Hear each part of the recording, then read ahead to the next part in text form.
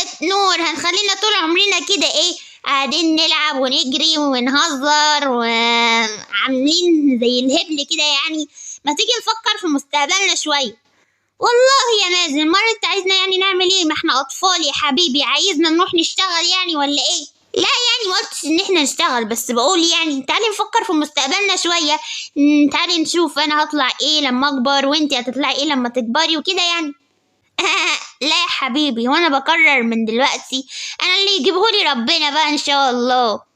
بس برضو يا نور لازم يكون عندك طموح، يعني تكوني حاطه قدامك يعني هدف ان انتي عايزه تطلعي كذا يعني.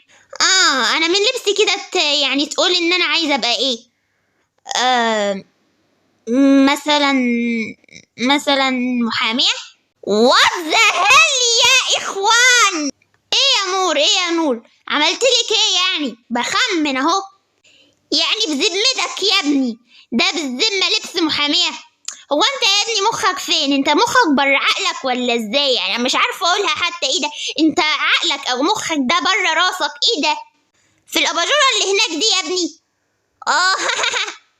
في الاباجوره صح يا نور، في الاباجوره عشان انا عقلي منور.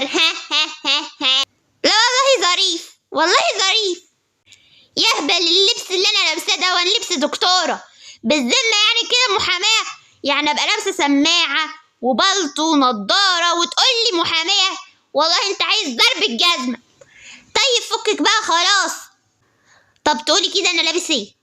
سهله جدا يعني ظابط. على فكره يعني مش باين، هو بس النجمه هي اللي بينتني ان انا ظابط.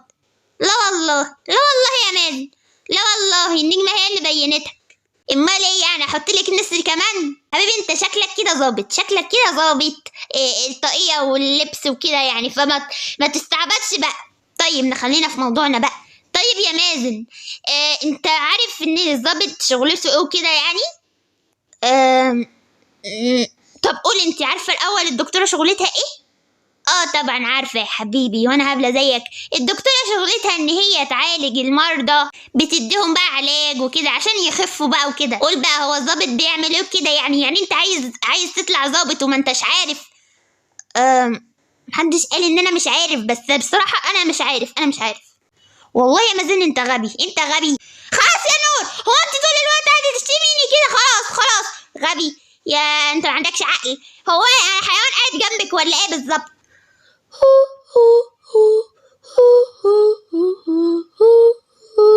اهلا، ازيك يا مازن؟ ازيك يا نور؟ الحمد لله. ازيك يا سن؟ مالكم؟ انا سامعه صوتكم عالي جدا. ايوه الحقيقة الغبي اللي اسمه مازن ما هوش عارف شغلة الضابط ايه. طيب يا نور بالراحه، ايه ده؟ هو انت بتاخدي الامور كده على اعصابك كده ليه؟ ما هو بصراحة يعني شل وبيعمل كل حاجة وحشة يعني. ايه ده؟ يعني الواحد يبقى قاعد رايق يخليكي كده بقيتي فجأة يعني بيزهقك كده. لا يا نور انت محتاجة الهدوء والصبر كده، ما تبقيش كده متسرعة. يعني يا مازن مش عارف الظابط شغلته ايه؟ اعمل ايه يعني يا سلمى؟ انا كنت طموحي ان انا اطلع ظابط، بس مش عارف الظابط بيبقى شغلته ايه كده يعني. طيب تعالى بقى يا مازن، وتعالي كمان انت يا نور عشان هوريكم حاجة دلوقتي. ايه يا سلمى؟ توريني ايه؟ بصوا بقى انا هوريكم فيديو كده وخلاص، شوفوا بقى وانتوا هتعرفوا. ماشي بس استني يا سلمى اقول حاجه قبل يا مازن ما الفيديو ما يبدا. انت بجد مشل ومعصب بتنور، ما تزهقنيش. خلاص يا نور اهدي بقى، خلاص يلا حط السيدهايه يلا بسرعه.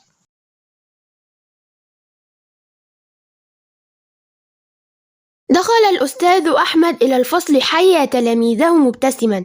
رد التلاميذ التحية بابتسامة أكبر. قال الأستاذ: أعرف سر ابتسامتكم هذه، فاليوم الخميس موعد انعقاد برلمان الفصل الأسبوعي من أجل مصر، وقد أعددت لكم مفاجأة رائعة. ثم أخرج من جيبه عدة وريقات صغيرة مطوية قائلا: ها هي. ثم أضاف: سوف تجدون في كل ورقة منها وظيفة مقترحة، وسيقوم أحدكم باختيار ورقة ثم يجيب عن السؤال المدون عليها عن أي أسئلة يلقيها عليه زملاؤه بخصوص هذه الوظيفة. من منكم يحب أن يبدأ؟ وقع اختيارنا على زميلنا مصطفى ليكون أول من يتخذ مهنة من المهن المقترحة. سحب مصطفى ورقة فإذا فيها السؤال التالي: لو أنك ضابط شرطة ماذا ينبغي عليك أن تفعل؟ صمت مصطفى برهة، ثم بدأ كلامه قائلا: لو أنني ضابط شرطة لجعلت الناس كلهم سواء أمام القانون بلا تفرقة أو تمييز، أرد الحقوق لأصحابها وأضبط من يقترفون الجرائم وأحاول منع حدوث الجريمة قدر استطاعتي. فسأله محمد: وإذا مثل أمامك متهم فما موقفك؟ أجاب مصطفى: المتهم بريء حتى تثبت إدانته، وإذا ثبتت إدانته فهو يستحق معاملة طيبة لأنه إنسان، وعلى المجتمع أن يأخذ حقه دون تجاوز أو قسوة. سأل أيمن: وهل تعامل الجمهور باستعلاء وتكبر؟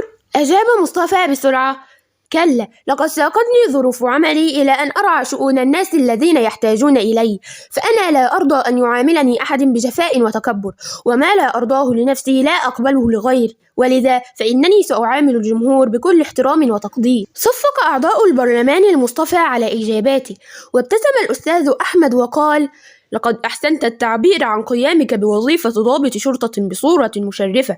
ثم التفت إلينا قائلا: وأنتم أيها الأعضاء، لقد كانت أسئلتكم واعية وممتازة، إنني أشكركم جميعا وأعلن نهاية جلستنا اليوم. وبينما نحن نغادر الفصل قالت إيمان محيية مصطفى: كل شيء على ما يرام يا حضرة الضابط. فضحكنا جميعا وعلت البسمة وجوهنا.